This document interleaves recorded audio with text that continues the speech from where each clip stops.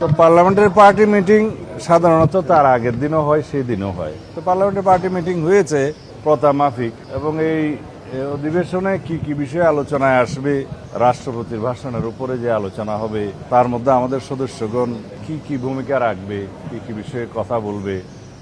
এই 1 মাসের একটু বেশি সময় হলো, প্রায় 40 দিন মতো হলো সরকারের বয়স।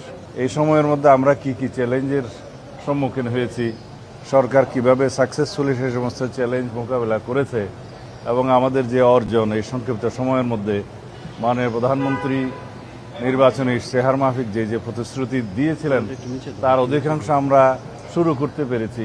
এগুলো জাতির কাছে আমাদের জানানো দরকার, উপস্থাপন করা দরকার, এবং সামনে বিভিন্ন রকমের চ্যালেঞ্জ আসতে পারে, সেগুলো সংসদীয় পদ্ধতিতে সংসদে আলাপ আলোচনার বিষয়, কিভাবে আমরা আমাদের বক্তব্য উপস্থাপন করবো, আমাদের সদস্যগণ কি কি ভূমিকা রাখবে, এই সমস্ত বিষয়ে কথা হয়েছে।